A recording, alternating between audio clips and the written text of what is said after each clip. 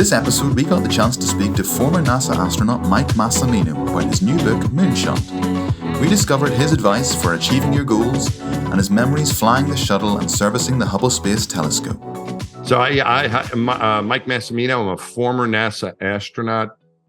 I got to fly a couple times on the space shuttle to perform spacewalks to upgrade and repair the Hubble Space Telescope, and left NASA back in 2014, took a position at Columbia University as a mechanical engineering professor.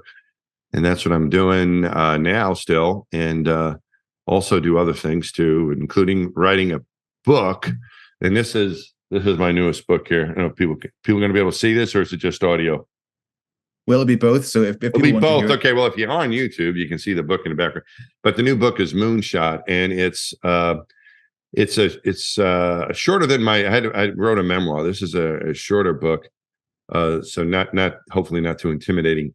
I was happy that I looked at it. Didn't look very intimidating when I saw it in its final version just last week. But it has 10 chapters, and each chapter has a theme based on things that I learned in my NASA career that I have learned. And the other thing I learned is that these are the stories that resonated most with audiences that I've spoken to. I've done a great deal of keynote speaking around the world about my experiences.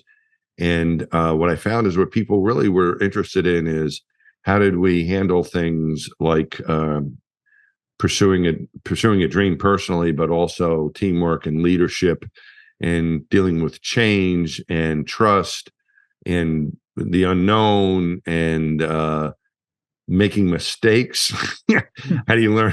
We know how to make mistakes, but we really need to learn. What I found is I need to learn how to deal with them. So these are 10 things that I learned that are hopefully going to be helpful to people, not only in their professional life, but also in their personal life as well.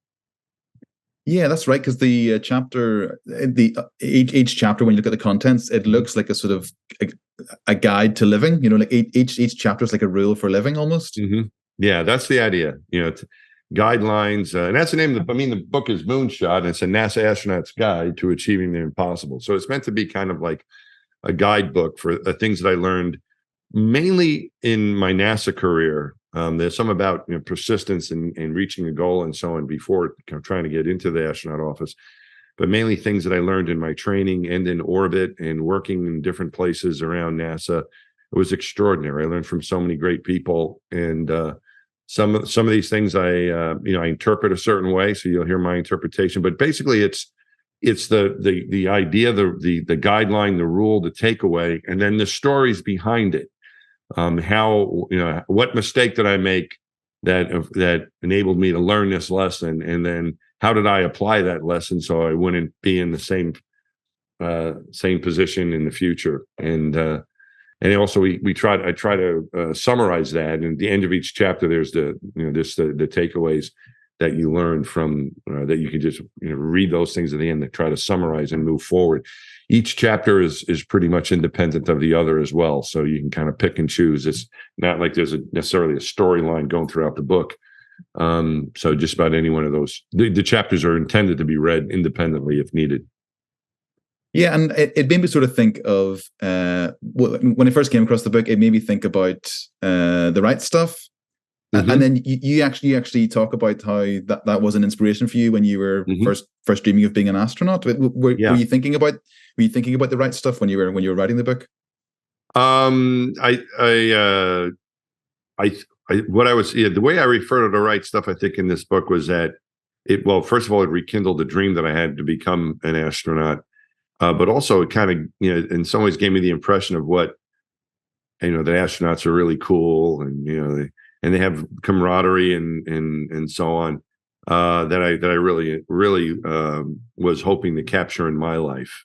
So there was that part of it. There's also a bit about how my interpretation of who astronauts were. And sometimes we see that if we're trying to do something, or there's the boss or whoever it is, someone we look up to, we tend to put that person on a pedestal maybe. And that's the way I was with the astronauts when I was a little boy. I mean, they were superheroes. And They were very cool guys. There's no doubt about it. Very, very cool. And the shuttle astronauts were very cool men and women, and they were my heroes too. But what I found is that once I got to know some of them by working with them at the Johnson Space Center before I was an astronaut, I felt like I fit in very well, which is kind of an odd thing too. That sometimes you have this idea of what things are going to be like, but you really don't know. And once you give yourself a chance to find out, you might surprise yourself that you maybe fit in better than you thought. Because that's something that I found as well. Yeah, and you also sort of say at the start of the book that, like, you sort of physically speaking, you probably weren't sort of typical astronaut fare, or at least what you'd imagine typical astronaut fare to be. Yeah, I didn't. I mean, I was kind of like this, this tall, skinny kid when I was growing up, and I didn't, and I was afraid of heights, and I still don't like heights. I'm not a thrill seeker. I mean, I just am not, and believe it or not. But so I didn't think I would ever grow up to be like Neil Armstrong. But that was my perception of what it was like. And once I started learning more about astronauts, I found out they were just regular people, especially the NASA folks. They had their good things and bad things. A lot of test pilots are afraid of heights. I couldn't believe it, but I'm not the only person that doesn't like heights that became a pilot or an astronaut. So I didn't. I think I thought of myself as I could never do it. I was not the typical astronaut. I don't think I am, but I think that's the way people sometimes think of it. That it's this lofty group of people that do this, and they're not necessarily like that. I think that sometimes we can psych ourselves out and think, I can't do that. I'm not talented enough, or I don't have this. I'm not the right person. And you shouldn't limit yourself. You don't really know until you try. And that's one of the themes in the book, is to give it a shot. Give yourself a chance to realize what it is, whatever you want to do, whatever that might be, whether it's doing something in a job or at home or at work or wherever it might be. Don't psych yourself out before you even try. Yeah, because there could be an element of sort of imposter syndrome sometimes, can't there? Mm-hmm. Yeah, no, I felt like that all the time, and still do in a lot of ways. And I think that's human nature. I think a lot of these things that make us feel like we're not ready, or we're not worthy, or we're not good enough, or whatever it is. I think that's because we're nice people. I mean, arrogant people who think they can do everything, that's what you got to watch out for. I don't know if I could help those people, and those are not the kind of people that we want to choose to be astronauts. And or you want to have, I mean, someone who's like totally arrogant that thinks they know everything, and they're, that doesn't work. It's good to have confidence if you can. But I think a lot of people understand that, or feel just because they're regular people that, they need to work hard and try to fit in and so on. And I think that that's actually a good thing. But I think imposter syndrome probably is a normal thing for most people. But all of these things, I think, keep you humble, but they shouldn't prevent you from trying something that you think is important to you, because then you get regretful, and that's not a good situation to be in. Yeah. I mean, one of the bits that I thought was sort of particularly quite funny was the moment where you open the envelope that says that, and then you find out that you've got to pass a swim test, but you don't actually know how to swim. Yeah. Yeah. After I was selected, I was rejected 3 times, including a medical disqualification that I had to overturn. And on the 4th try, I was able to get through everything and pass and was accepted. And then I got I got my information packet. They call you on the phone and ask you, are you still interested in becoming an astronaut? Of course, you say yes. And then you open up the information packet that came a few days later in the mail. And the introductory letter was had in it as a paragraph about swimming, taking a swim test. And at first I was kind of, horrified, but then I was kind of grateful they never asked me if I knew how to swim. I think they just assumed that most people knew how to swim, just like making a cup of tea. You know how to do these certain things in life. You should be able to get in the water and paddle around a bit. But I wasn't a very good swimmer. I didn't like the water very much and never learned to swim well. And now I was going to go through this test, and so I practiced as much as I could. And but I wasn't feeling good about it. And I thought I could get through it. What I was really worried about, again, looking at my perception of what astronauts were, I knew they were highly qualified people and really smart and high achievers. And here I am, this, pointy head engineering professor coming into this really cool test pilot community, sort of. That's what I kind of envisioned, now going to be hanging out with the right stuff people, and I'm going to be flailing around in the water, having trouble. So I thought maybe I could pass that swim test, but I was afraid of that I might embarrass myself. But anyway, we had our first week of work. We're together as a class, and it was a lot of briefings in a classroom about standard stuff. And we had a visit from Neil Armstrong, which is anything but standard, in the same week. But at the end of that first week was mainly administrative, getting used to what we were going to be doing, or hearing about it anyway. And then we were going to begin the second week. And Jeff Ashby, who was in the astronaut class before us, a Navy pilot and a very experienced guy, great guy, he came in to tell us, well, that's it for the week. It was on a Friday.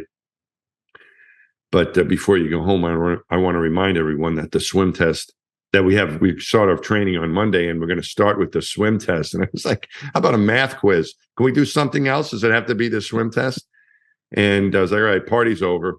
And but then he goes on to say, who are the strong swimmers in this class? And a few people raised their hand. And then he also went on to say, after that, he goes, okay, who are the weak swimmers? And I really need to know this. This is more important.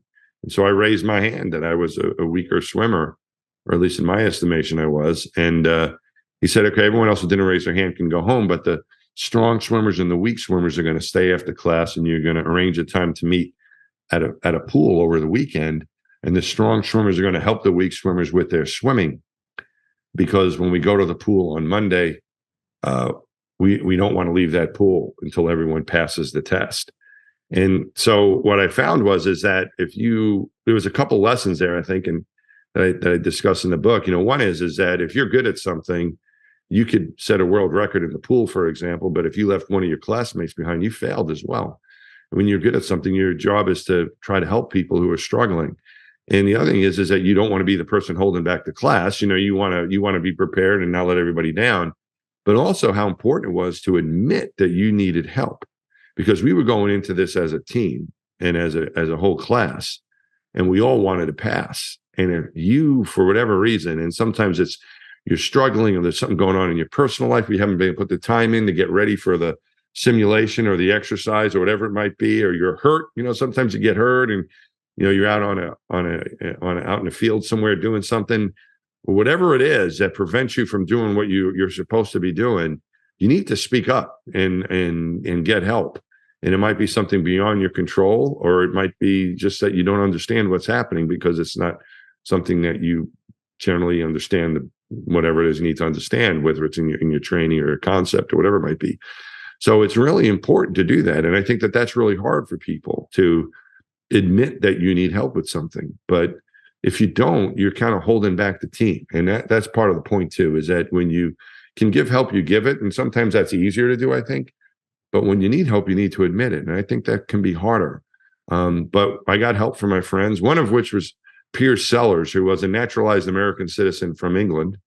And he taught me this breaststroke that he learned as a schoolboy, he said, when he was in England. That was a good survival stroke to know. And it was really kind of a fun opportunity to learn from some of my classmates. We really had a blast. And it wasn't like they were upset that they had to help the weak people in the class. It wasn't a burden. It was just part of the job. And we all went to that pool on that Monday, and all were successful. So that was my first lesson in teamwork and what mattered, and how the team success is really what's important, and how you contribute to that. Yeah, and stories like that and the lessons learned are what's really interesting about the book. That the book isn't how to be an astronaut, but it's those lessons learned that you could would you sort of think that you can apply most of the lessons that you learned to just sort of more ordinary everyday jobs? Yeah, that's the story. I mean, no matter what it is, if your family's counting on you doing something and you're not able to, you should let them know, I can't do this. Or if you're at work, no matter what your job is, and something's limiting or beyond you, you need to get help, you reach out and get help. And also look around where you can be helpful, because what matters is that the team gets things done. And we can think of the team at home with our families, or we can think of the team who we work with. No matter what your job is, it doesn't matter. You're typically doing things as part of a greater team trying to get something accomplished. And everyone is important, and you need to help where you can and get help when you need it. Those are sort of the lessons, some of the lessons that you learned during training and preparation. But actually being in space, actually being, on the shuttle or doing a spacewalk, I mean, that's just a whole other ball game, isn't it? Or is it? I mean, what sort of lessons did you learn actually being an active astronaut? Well, as far as what we learned in our training, what we used to say about our training in flying is that you train like you fly like you train. So in other words, you want to, whatever it is that you're doing, you're preparing for your job or preparing for whatever you're going to do, and you prepare for it. That's the way you should think of it, as this is the way I'm going to do it when the time comes. That even if you're preparing for your driver's test or whatever, I don't know, whatever it is that you're doing, an exam or whatever, you should prepare, you should train the way you're going to actually do it. And then when you do it, rely on your training. Some of the things I talk about on orbit, for example, being up on orbit's a bit different because now you're separated from people. I mean, you have your crewmates around you, but you're off the planet by definition. You're kind of a long way from home. And there's that connection that we have to our home, to Earth, to wherever we live or where we work or the community we're from. You're not there right now. You're definitely away when you're in space. And a lot of that happens, I think, to a lot of us now, too, working from home more since the pandemic. And we're kind of away from people a lot. But we have to remember that people aren't really that far away. And so one of the stories I talk about from being in space, something I learned is that your control center is always with you, even though you might not be in the same room with them. So when we would do our simulations and our training for our flights, the Mission Control Center would practice with us. We had a control team that was training with us to get ready for the flight, and they would be in the Mission Control Center, and we would be in the simulator. And those buildings were very close to each other, but we wouldn't see them. We would only communicate over the communications line. They would put an artificial time delay in there and Radicom every once in a while and try to make it seem like we were in space. And so when we got to space, that's the way we communicated with them. And even though I was a world away, I could rely on them. And I had also had that job in the control center as the Capcom, talking to the crew. And I knew I had done that after my first flight. I was in the control center doing that job quite often. And I knew how important it was to try to keep that line of communication going. It's kind of like your life tether. We're there for you. It doesn't matter what's going on. Where I'm here for you guys. And that was you're there for the crew. That was my feeling when I was in the control center. When I was in space, I made a terrible mistake on the Hubble. I stripped a screw trying to do a repair of an instrument, and I remember leaning out and looking at the planet, and we were over the Pacific Ocean, and I thought, I can't even get to a hardware store. I can't even imagine a hardware store that I can get to. I'm in trouble. But I had to tell them what had happened, and they sprang into action and came up with a solution. Now, I didn't know what they were doing. I was just trying to keep myself moving forward and trying to be helpful. And I also talk about 30 seconds of regret. You make a mistake, give yourself 30 seconds of remorse, beat yourself up internally, and then move on. And so I was doing that. I was trying to, all right, I made this mistake. It was terrible. Also, another chapter is it could always get worse. I wasn't going to make anything worse. And try to be a good active crew member. And they were working their job, and they came up with a solution that was quite clever, I thought, which was this handrail needed to be removed, and I had stripped the screw at the bottom of it, but it was loose at the top. And so the solution they came up to, after we had tried different tools and other things, to just try to tear it off, tape the bottom of it so we wouldn't get debris. And since it was loose at the top, this handrail is a long handrail, I was able to just yank it off. And I didn't think of that, and no one, my crewmates didn't think of that. I needed anyone in the control center, but it was a guy in the front room of the control center, but a person in the back room came up with this idea that, what would he do if he was in his garage? And he said, I would just tear it off. Sometimes brute force is the way to go instead of all these fancy tools that we had. And he called to the Goddard Space Flight Center in Greenbelt, Maryland. And it was a Sunday afternoon, but they were at work, of course, to support us. And they pulled an instrument. I had no idea this was going on. I found out about this after. And they pulled an instrument out of the clean room, put it in the same configuration, and yanked on it with a fish scale. And it read 60 pounds of force. And then they radioed that over, and we gave it a try, and it worked. I was able to tear it off. But the message there is that even though you can't see your support system, you might be separated from them, they're still there. Don't ever forget that your support system is intact, and that might be a family member or a friend or some sort of emotional support person, or a doctor to help you when you need help psychologically or medically, or wherever that need is, or maybe at work, or someone to help with the kids or with the dog or whatever it might be, or with a problem with your roof, or who knows what it is. We should try to establish the support system. And once we do, don't forget that they're there for you, just like you would be there for them, where you can help. And so reach out to your Mission Control Center. Don't feel like you're going through these struggles alone. I really felt separated from the planet. I felt very alone when I made this mistake. Like, who's going to help me now? Mommy, please come help. And that wasn't a possibility. But that team was still there for me, and I had no idea what was going on. I'm up in orbit, and they're running around, communicating around the country to come up with this quick problem. It took about a quick solution to this problem. It took about an hour to an hour and a half to figure it out, to come up with that solution, but they did it. And they were there for me. So I think whenever we're struggling, reach out to your Mission Control Center. And also, just as important, if not more so, is be mission control for others. Be that person that other people can go to when they need help. Houston, we have a problem, call me, let me know. And be that person. When someone's reaching out for help, make sure that they know that you'll be there for them, and reach out to your control center when you need help. It does sound, though, that spacewalks and Hubble servicing, and it just sounds like absolutely grueling, absolutely exhausting. How did you sort of deal with the physical and the mental fatigue, and even just that sort of that overview effect, as astronauts call it, of seeing Earth and being in this like dreamlike scenario? Yeah. Well, I for us, it was when you as far as the grueling part of it, I talk about that, that being nervous about doing something, I think, is a good thing, because it matters. And then it shows, if something's not important to you, you're not going to be nervous about it. But if you're nervous about it, it shows that you actually care, which I think is a good thing.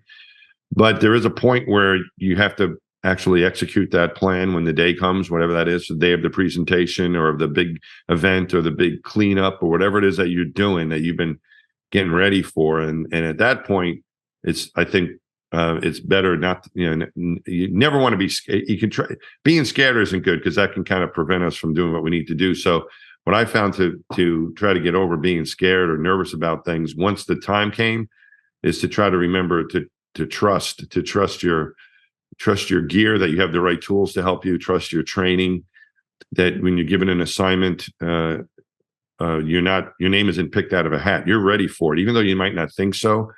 You wouldn't be given that job if you weren't capable. People aren't setting you up for failure typically. So trust that you're trained well, you're able to do whatever it is that you're being asked to do, and trust your team. Life is typically an open book test. If you need help, you can go get it, and then trust yourself. And so that actually, I think, saying, okay, I'm ready for this, I can do this, and we're going to stick to the plan and execute as best we can, that helped me overcome what you talked about with the grueling nature of it, or whatever it might be. Just let's execute our plan like we had help that we had planned, and if we need help, there's going to be help available for me. It's an open book test.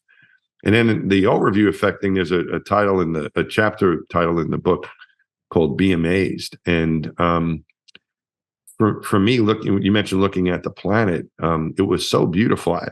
I felt like I was looking into an absolute paradise, that nothing could be more beautiful than our planet. I felt like I was looking into heaven. And that has stayed with me. And it doesn't necessarily, I mean, I'd love to go back and get another view of it, but what I find is that I don't necessarily need to go back to space to enjoy our planet, or based on that experience. And I try to share that with the readers, that, we're looking at the planet from afar and admiring it when you're up there, and it's absolutely beautiful. I think that is the way that Earth was supposed to be viewed. You see its true beauty, but when you get down to the planet, you can still see that same beauty. You can still see, whether it's in nature, you can, if you're out in a remote area, to see mountains or whatever, but also just looking up at the sky and seeing clouds, or in a park, if you live in a city with trees and squirrels running around, or dogs being walked around Manhattan where I live, or just the faces of the people on a subway. It's amazing what we have down here, and the buildings and everything we've accomplished. The museums are truly amazing, and our planet is amazing, how it keeps us alive, and it's fragile. We need to take care of it. But I think that every day we should try to be amazed just by what's around us. And I think that seeing the Earth from afar made me realize how beautiful it is, how amazing this place is. And I try to keep that in mind every day, that I'm walking around the planet here and moving around in some way, or whatever it is, looking out a window, of just how lucky we are to be here, and what a miracle it is that we are here. It is difficult sometimes, isn't it? You sort of, when you're annoyed that your bus is 10 minutes late, and then yeah, it's a lot tougher. It's a lot tougher living on the planet than off of it. It's a lot easier in space. Things go much more smooth. I mean, you have problems, but you have a lot of people help you. But yeah, daily life is not so easy. I am very impatient. I live in New York City, and if I've got to stand on a line and people aren't moving quickly, I do get aggravated. But I try to remember what it's like not to have those things too. I mean, in space, we don't have a lot of crowds. We don't have weather. Things we typically talk about on Earth. I try to think about those in those times where I was in space and didn't have a cool breeze or the rain or these other miraculous things that we only have here on the planet, which includes crowds. I don't mind crowds so much as long as they're moving. I don't like the waiting around. Just saying, when things are late, nah, that just leads to stress, and that's not good. If we could figure a better way to make things run on time, I think that would be good. But it doesn't always work that way. But still, I think taking a step back and trying to appreciate, trying to think of the good things that we have sometimes helps us get through those tougher times. And the other thing that hit me looking at the planet was my concept of where I'm from and what home is changed when I was in space. I think after my second flight more than my first, I think this feeling that where I'm from. When I was a kid, I was from my hometown in Long Island. Franklin Square was the name of the town, and that was my whole world. And then as I grew up and started traveling a little bit more and going to college, I thought of myself as a New Yorker. That's how I kind of thought of home as New York, and then in the States. And then I thought of myself as an American when I was an astronaut. I was traveling around the world and flying in space with the American flag on my arm. And I was an American. I worked for the United States government. I'm an American. And I'll always be all those things. A kid from Long Island where I grew up, and a New Yorker and an American. But now I kind of think of it a little bit differently. When I think of home and where I'm from, I think of Earth. I mean, that's where I'm from. I'm looking at that planet, looking at our planet, going around it so many times. What happened to me was this transformation of that. That's home. Everything I know, everything I've ever known, every person that we ever known about or hear about, or anybody alive today is there that we know about. Maybe there's life somewhere else we haven't found each other yet, but at least everything we know about and everybody we know about, everything is in this one place. And it's a home that all of us share, no matter where you're from, who you are, anywhere on the planet, all of us share that same home. Indeed. I mean, that's what sort of makes that, and anytime you sort of talk about this sort of, that, what you've been discussing there, is you always come back to that Carl Sagan speech, about the pale blue dot. Mm-hmm. You just put it so well. It always comes back to that. But it's interesting, just because it does feel like we're on the sort of precipice of a new era in crewed space flight. I suppose it has already begun. Mm-hmm. But when we think about returning to the moon and potentially returning to Mars, or not returning to Mars, getting to Mars. Do you sort of look back on the shuttle era and the lessons that we've learned from that, and how do you feel about sort of private space flight and the future of crewed space flight, and what's sort of potentially happening in the next few decades? I think that we're at a point now, and I talk about in the book, be ready to pivot. That change is everywhere. We need to be ready for it.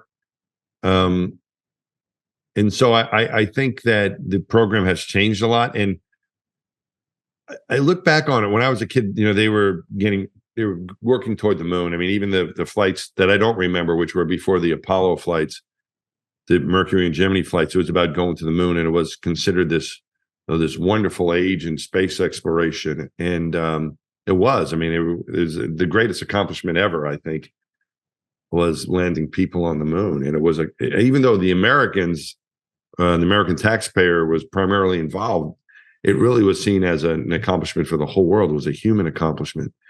And then we stopped doing that, and we moved on to Skylab and then Space Shuttle, and that was the focus. And now even the Space Shuttle was it for 30 years, and now the focus is on space station for astronauts and flying up on a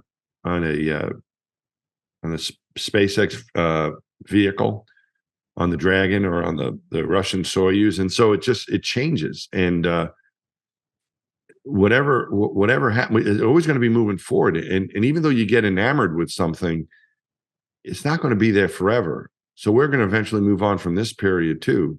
And we're seeing some of it, as you mentioned, going back to the moon and beyond, maybe Mars at some point.